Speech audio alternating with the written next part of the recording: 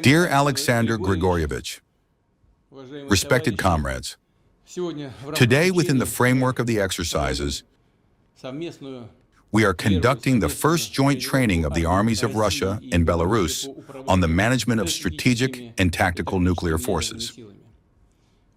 I have already noted and will emphasize once again, the use of such weapons, nuclear weapons, is an extreme, exceptional measure to ensure the national security of our states.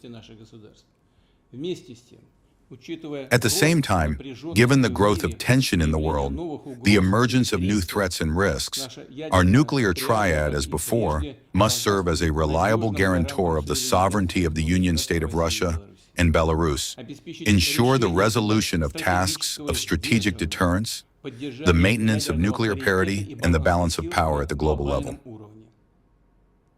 In the course of the joint training, a wide range of tasks is to be worked out, primarily the actions of officials regarding management and cooperation in the use of nuclear weapons, including those deployed on the territory of the Republic of Belarus.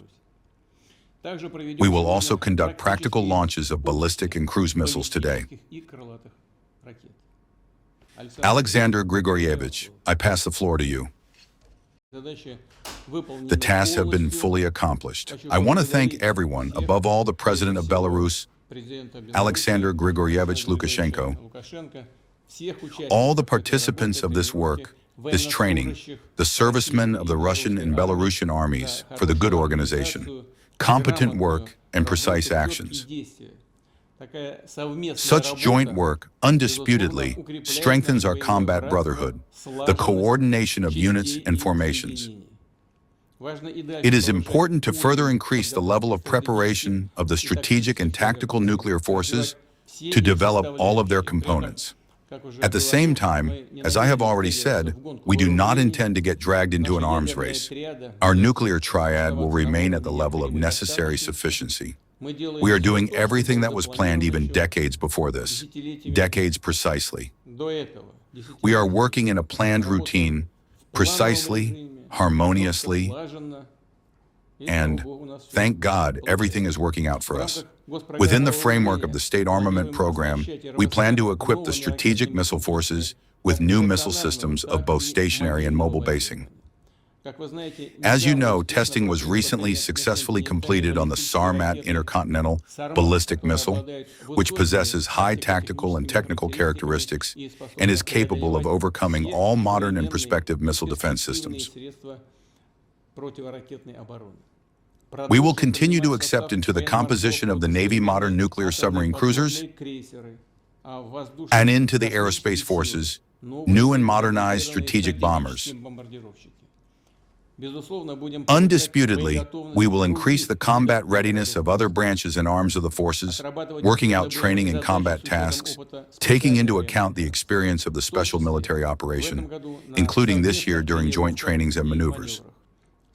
Among them, I will highlight the exercises of the CSTO Collective Rapid Reaction Forces, Interaction 2026 on Russian territory, and the CSTO Peacekeeping Forces, Unbreakable Brotherhood 2026 on the territory of Belarus. In addition, next year we plan to conduct the operational exercises of the Armed Forces of Belarus and Russia, Union Shield 2027. Such systemic and consistent steps are necessary for strengthening the defense capability of our countries, for the reliable protection of the citizens of Russia and Belarus from potential threats from all directions. And I want to especially note the coordinated work of our Belarusian colleagues and friends, partners, allies. Both the bomber aviation, capable of carrying special payloads, and the medium-range weapons, the Iskanders, which were used just now, were used competently, were used in a coordinated manner. This is of great significance when using weapons of this kind, because every minute, every second is important here. It is for working out cooperation that events of this kind, like today, joint exercises are conducted. Alexander Grigoryevich, thank you very much for your participation. Thank you for the training of your servicemen, for the readiness for joint work. And I ask the Minister of Defense of Russia to convey, as I have already said, the very best words and words of gratitude to the servicemen who took part in today's exercise.